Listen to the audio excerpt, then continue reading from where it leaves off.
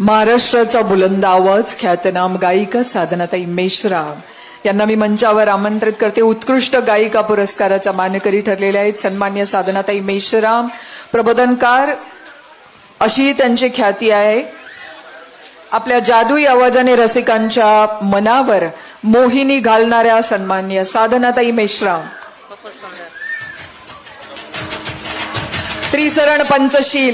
त्रिसरण पंचशील अनमोल गीत झाले भीमा तुझ्यामुळे, माझ्या जीवनी संगीत आले असं म्हणणाऱ्या महाराष्ट्राचा बुलंद आवाज ख्यातनाम गायिका सन्मान्य साधनाताई मेश्राम यांचं जोरदार टाळ्यांनी आपण स्वागत करूयात.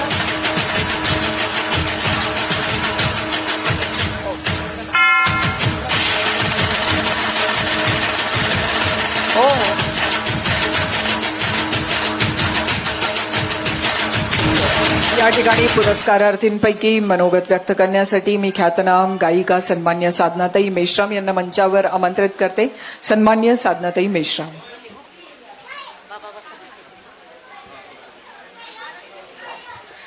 सर्व महापुरुषांच्या व महान मातांना या ठिकाणी अभिवादन करते.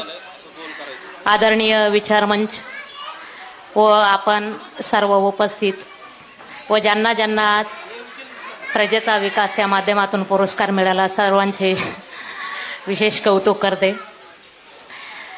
काय सांगायचंय, गेले 15 वर्ष झाले विकास आणि आमचा परिचय आहे. विकास बद्दल बोलायचं झाल्यास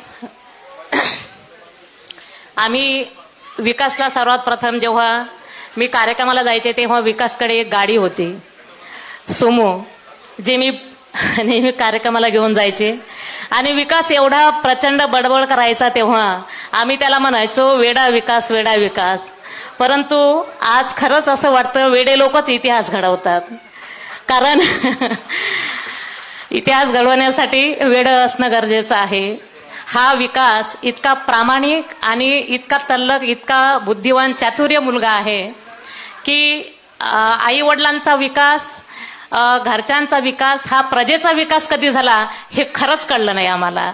आणि मी गेले 25 वर्ष झाले चळवळीमध्ये काम करत असताना सचिन सर, मुन सर यांनी सुद्धा सांगितलंय जो दिखताय वही बिकता है, किंवा विकास पण मला वारंवार सांगतोय की ताई तुम्ही चळवळीमध्ये कार्यरत आहात परंतु तुम्ही सोशल मीडियावर सोशल माध्यमात फार कमी आहात.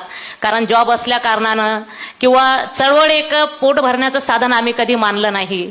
परंतु विकासने मला नेहमी मोटिवेट केलंय की जर तुम्हाला तुमचं काही सादर करायचं असेल किंवा समाजाला कळवायचं असेल तर सोशल मीडिया हे माध्यम खूप योग्य प्रकारे आहेत. तर त्यासाठी तुम्ही सोशल मीडियावर येणं गरजेचं आहे. तर त्यासाठी विकासचे मी खरंच मनपूर्वक आभार मानते.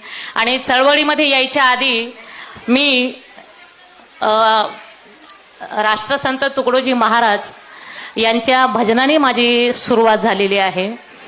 चंद्रकांताताई, मला आजही अतिशय आनंद वाटतोय की राष्ट्रसंत तुकडोजी महाराजांचं भजन त्यावेळी मी गायचे की ते आजही किती तंतोतंत या युगाला लागू पडतंय. त्यावेळी राष्ट्रसंत तुकडोजी महाराज लिहितात की काय लिहितात, दोन ओळी मी सादर करते.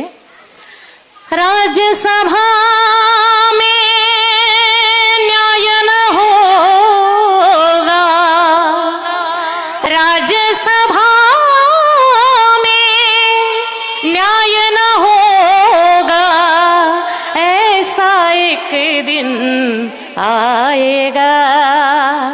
अरे सच्चे को तो फांसी होगी, झूठा मौज मनाएगा, झूठा मौज मनाएगा. राष्ट्रसंत तुकडोजी महाराज लिहून गेले त्यावेळी. आणि खरंच हेच महाराष्ट्रामध्ये हेच भारतामध्ये सध्या चालू आहे की राज्यसभा में न्याय न होगा, ऐसा एक दिन आएगा, सच्चे को तो फाशी होगी, झूठा मौज मनाएगा.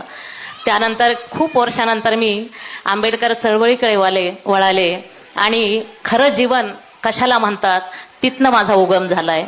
गेले 25-30 वर्ष झाले चळवळीमध्ये काम करत असताना अनेक प्रकारची लोक भेटली.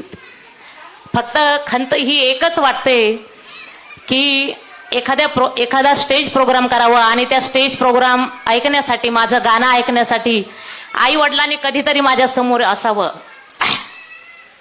असं कायम वाटायचं. परंतु आज आई वडील सुद्धा नाहीये, गेले 5 वर्ष झाले. सॉरी, आई वडील पण नाहीये. पण असं कुठल्याही सामाजिक क्षेत्रामध्ये काम करत असताना कोणालाही वाटतं, जसे आमच्या निवेदिकाताई आहेत, त्यांनी सांगितलं की आई वडील नाहीत, परंतु म्हणजे पाठीवरचा हात किती महत्वाचा असतो माणसाचा. म्हणतात ना, शाबासकीची थाप माणसाला खूप पुढे घेऊन जाते. परंतु मी ती कमी कधीही माझ्या आयुष्यात येऊ दिली नाही, कारण माझा समाज माझ्यासाठी माझं कुटुंब आहे, माझा समाज माझ्यासाठी माझे आई वडील आहेत आणि माझ्या समाजाची प्रेरणा माझ्यासाठी खूप काही देऊन जाते. आजच्या या प्रसंगी विकास कडलकला घडवणारे त्यांचे आई वडील आणि बाबा अर्थातच मला पूर्वीपासूनच वंदनीय आहेत. सचिन मून सर, तुमच्या लॉर्ड बुद्धा चॅनलची मी फार मोठी प्रशंसक आहे. भैयासाहेब किंवा आम्ही नागपूरला सुद्धा मी येऊन प्रोग्राम करायचे, परंतु माझं बॅड लक असं आहे की मी बाबासाहेबांची चळवळ कधी पोटासाठी केली नाही. ताई, तुम्हाला माहित आहे, गेले 25 वर्ष झाले तुम्ही मला ओळखताय. तर त्यामुळे जे काही आहे ते फक्त चळवळीसाठी इमाने एतबारे राबले आहे आणि फुल ना फुलाची पाकळी मला माझ्या समाजाने खूप दिलेलं आहे. मला कशाचीही कमी नाही. बाबासाहेबांनी सांगितले, आपल्या कमाईचा 20वा भाग तुम्ही समाजासाठी दान करा. परंतु मला सांगताना अतिशय अभिमान वाटतोय की माझ्या कमाईचा 50वा भाग मी समाजासाठी दान करते. ते कुठल्या कुठल्या पद्धतीनं करते मी कधीही कुणाला कळू देत नाही, कधीही कुणाला सांगणार नाही. फक्त मला एकच या ठिकाणी सांगावंसं वाटेल, मी फार मोठी नाहीये, परंतु बाबासाहेबांमुळे किंवा शाहू फुले आंबेडकरांच्या विचारांमुळे मला कशाचीही कमी नाही. कोणालाही गरजवंतांना कधीही रात्री अपरात्री दिवसा कधीही कसली गरज पडली तर साधना मेश्राम म्हणून आवाज द्या, मी तुमच्या आवाजाला होकार नक्कीच देईल.